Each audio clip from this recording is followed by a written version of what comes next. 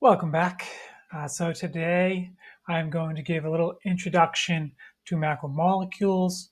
So we've already covered this back in the beginning of the year, but it is part of this unit, so I'd like to do a refresher on that. So macromolecules, or the organic macromolecules, are the four components that living things are built from.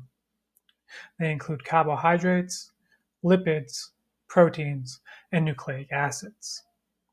So each of these four macromolecules are built out of a total of 6 different elements.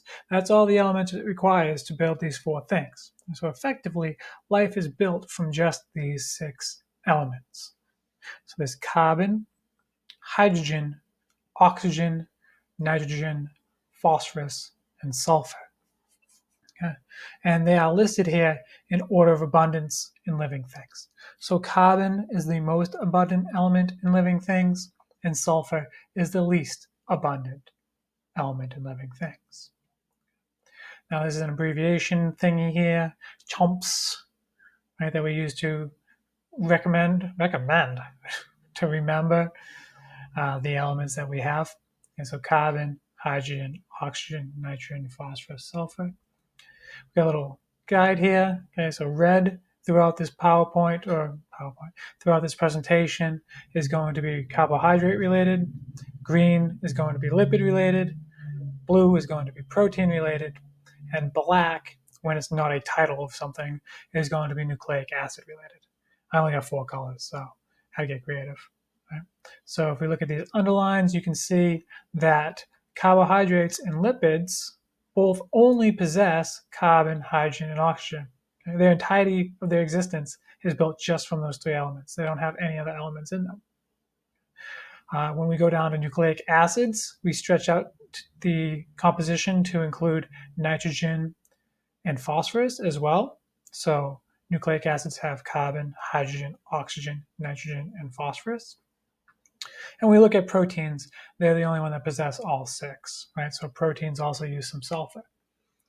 And so that is our distribution of these 6 elements through our macromolecules. Each of the macromolecules are made up of their own individual building blocks.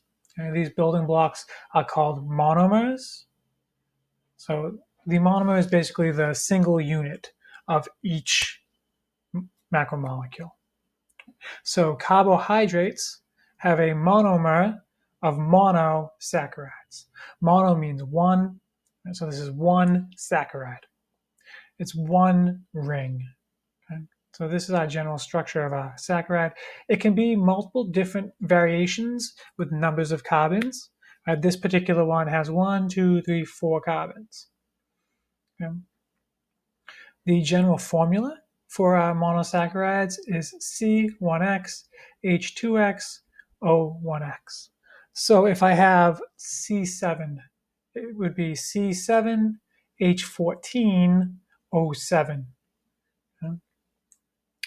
The monomer of our fatty acids are these long chains, okay? Or rather, our monomers of our lipids are fatty acids, and they have these long chains. They have this carbonyl group at the front of it that makes it acidic.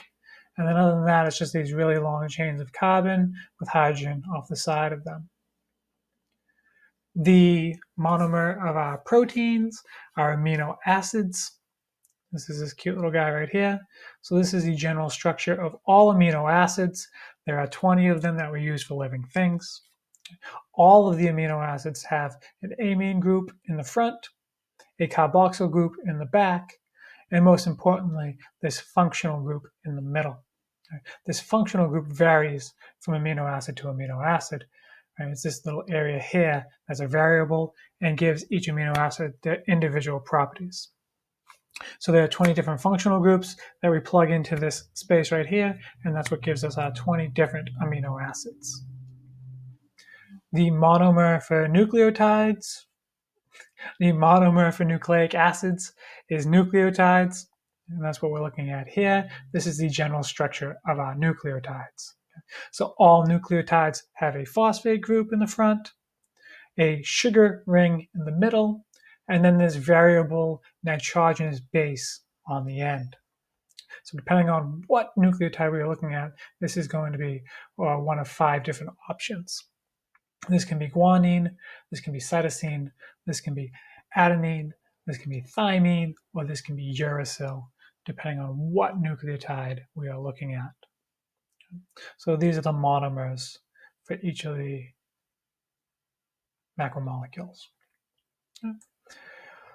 When you put a bunch of monomers together, you get what is called the polymer, which is what our actual macromolecule is. Poly means many. So you put a bunch of monomers together and you get a polymer. And so the polymer for our carbohydrate is a polysaccharide, which is this guy right here, which has moved away from where it's supposed to be in my demonstration. Come here, little. Come here. Let me grab you. No? All right. Yeah. Nope, not moving. Okay, it's stuck. So this, I give up. So this is my polysaccharide. You can see it's a bunch of monosaccharides stuck together. And so that's what makes it a polymer. It's a bunch of monomers stuck together. And so this is my polysaccharide. The lipids have 3 different polymers. The first is a triglyceride. So you see that we have this one fatty acid chain here stuck to 2 other fatty acid chains. It's tri because there's 3 of them stuck together. Okay, so this is our typical building block for fats as you think of them. 3 fatty acid chains stuck together. We also have steroids, which we take that long chain of fatty acid and we loop it into rings. Okay? So each of these rings was a fatty acid chain, and then you combine those rings into groupings, and this is a steroid. Steroids are used for hormonal communication in our bodies. Because they are lipid-based, they do have a fairly long lifespan because they are not susceptible to break down in the aqueous environment of our blood. And so these can move throughout our bloodstream and get to different parts of our body to communicate. So they typically originate in glands, right? Like your thyroid gland, and then they'll move other places and dictate different bodily functions. And the last polymer for lipids are phospholipids. So phospholipids have 2 fatty acid chains and a phosphate group attached here. These are extremely important for building our membranes of our cells. So the cellular membrane itself and all of the membranes that wrap the organelles within the cell are built out of phospholipids. The polymer for our proteins are polypeptides, and they are a bunch of amino acids linked together. Now you can see here's an amino acid, here's an amino acid, here's an amino acid, and they link together via the carboxyl group and the amine group of the next. So the end of one is the carboxyl, links to the front side of the next one, which is the amine group. So the front and the back serve just to do this linking, right? The peptide bonding, hence polypeptide. And that leaves the functional groups available to do their work sticking out here. So depending on what functional groups we have sticking out, this protein will take on a different shape and have a different function. The polymers for our nucleic acids are DNA, RNA, and ATP, right? And its corresponding precursor, ADP, effectively the same thing but different. So looking at DNA, right? Here's our individual nucleotide monomer. So DNA is double-stranded. Each strand is covalently bonded to itself. And so this is our bonding between monomers here. This is a covalent bond. So we have nucleotide 1 covalently bonded to nucleotide 2 via the phosphate and a carbon group on the sugar ring. And then these can build very, very long chains, and they form our DNA. In DNA, there are these hydrogen bonds between the nitrogenous bases of our nucleic acid, right? And so A will hydrogen bond with T, and G will hydrogen bond with C. And this is how it maintains this double strand. This pairing is always the same, ATCG. Okay. Then we are looking at RNA, which is single-stranded. And so we have the same covalent bond here between phosphate group and carbon group of the sugar ring. Same story that way, but this is no hydrogen bonding. Okay, there's no other strand here. There are some instances of double-stranded RNA in biology, but for the most part, it's single-stranded. So that's what we're going to think of RNA as, right? For our purposes here in Bio 1, just know it's single-stranded. Instead of thymine in RNA, we have uracil. And then we have ATP, right? So we have a nucleotide base right here, but attached to this nucleotide base is just two other phosphate groups. So A is the A here. T stands for tri, meaning three, hence the three phosphates, which is the P. Right, the precursor to this is ADP, with D meaning di for two, because this only has two phosphate groups attached. Okay? So ATP and ADP.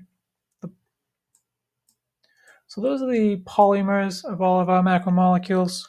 And the last thing I want to touch upon before I close out this video is the functions of each macromolecule. Okay? So the functions of our carbohydrates are as follows. Right? Primarily, we use the carbohydrates as a source of short-term energy storage. So within these ring structures, there are a fair amount of bonds. Right? And bonds represent effectively stored energy. Right? And so it takes energy to create these bonds. And so when you break these bonds, that energy is released. It technically has to do with a change in entropy states, but we're not going to explore that, at least not here in this video. Right? So we're just going to think of it as there being energy stored in this bond. And when you break the bond, the energy comes out.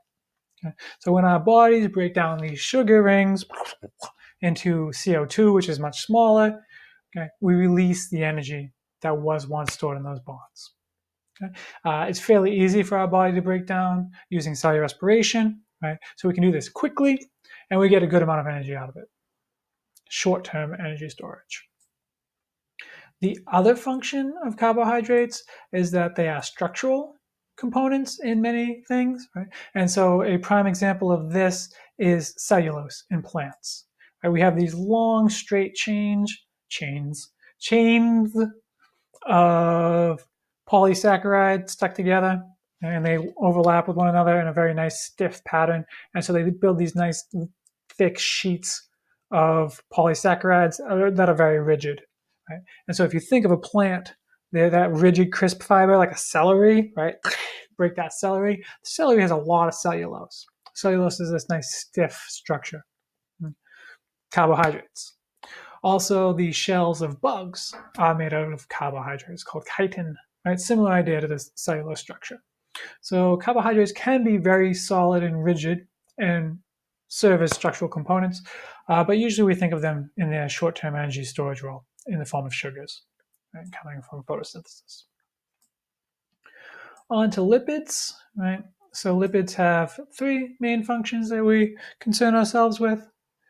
The first being long-term energy storage. Right? So similar in nature to carbohydrates, storing energy in those bonds between carbons, the lipids are doing the same. Right? So if you remember that long tail that is on the end of these fatty acids, that's a lot of bonds. There is a lot of energy stored in there. Okay? However, because they are such big, complex molecules, they're very hard to break down for our body. So we can't just instantly access them for energy when we need them. Right? We store the energy in them when we have excess energy. But in order to get the energy back out in a usable form, we need to reconvert this back to sugar, and then we can break down the sugar to get ATP. Okay? So we use fats, which is a type of lipid, to store energy for a long time when we have extra energy to store. So that's what we're using like triglycerides for. The steroids are hormone things that we use for communication through our body. Right? So if I need to communicate something from my glands in my throat down to my liver, right, I'm going to use steroids. They're going to pass through the blood, float around, get to the liver, communicate the message. Liver is going to act on that message. Right?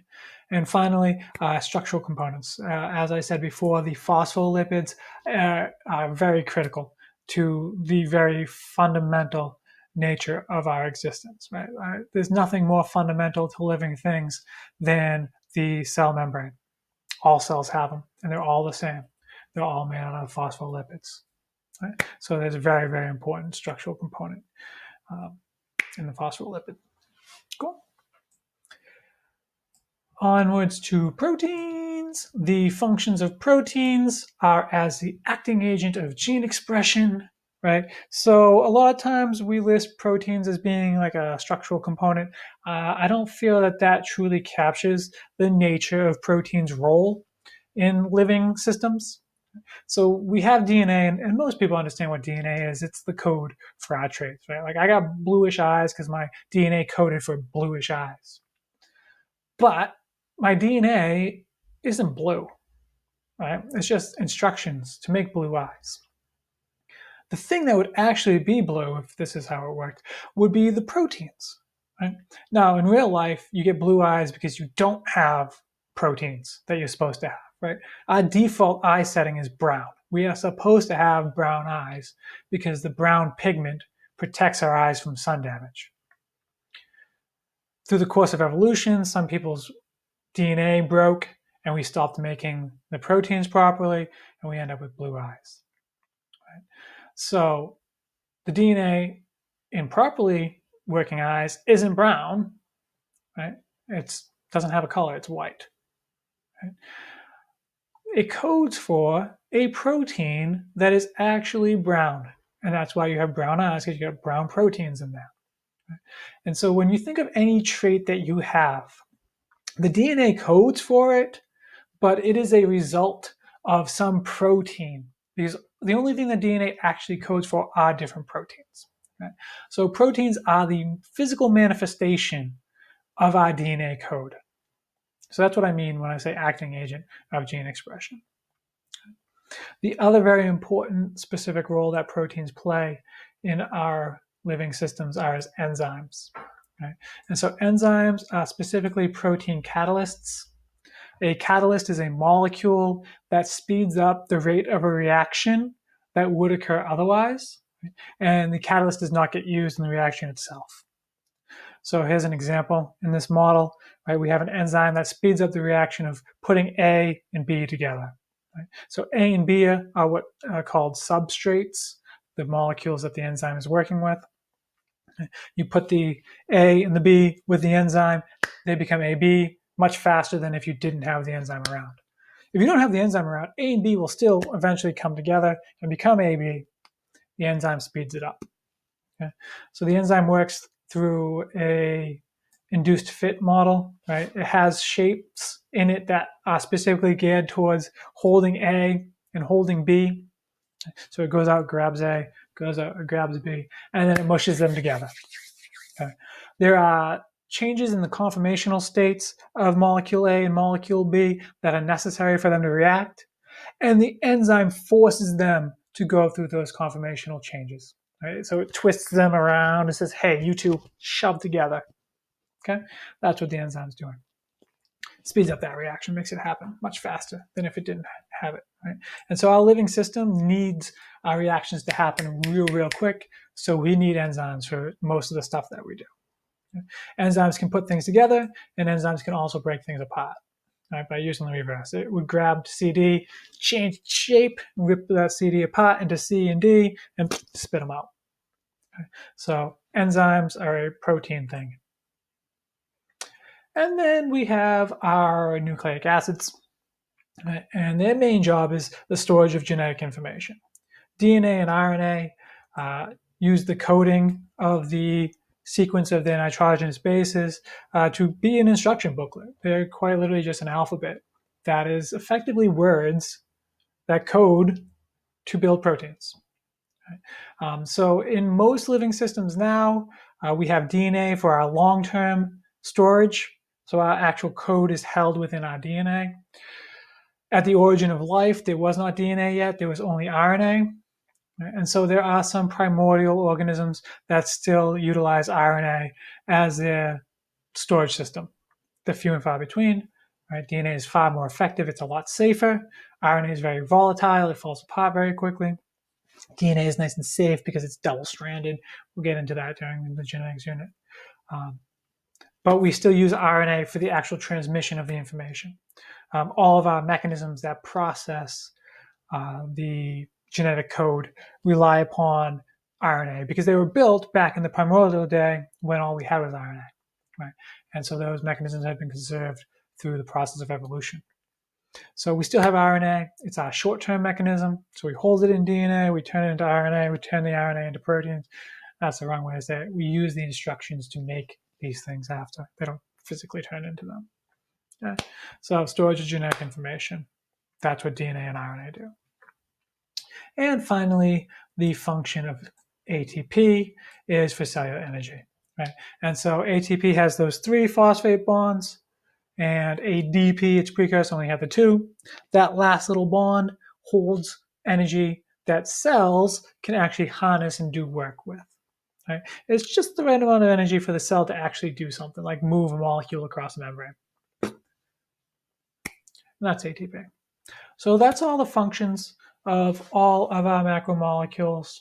Right? So if we zoom out a little bit, we went through the functions, right? Which I won't recap because I just did them, but I will recap the polymers. Right? And so we have the polymers of nucleic acids are ATP, RNA, and DNA. The polymers of proteins are polypeptides. The polymers of lipids are phospholipids, steroids, and triglycerides. And the polymer of carbohydrates is polysaccharides. The monomers of each, the monomer of our nucleic acid is nucleotides. The monomer of our proteins are amino acids. The monomer of our lipids are fatty acids. And the monomer of our sugars, or rather our carbohydrates, are monosaccharides. And again, they are all built from just 6 elements. That's all it takes to build living things. It's carbon, hydrogen, oxygen, nitrogen, phosphorus, and sulfur. The organic elements. And that's it. We're done. Cool? Awesome. Have a great day. Bye.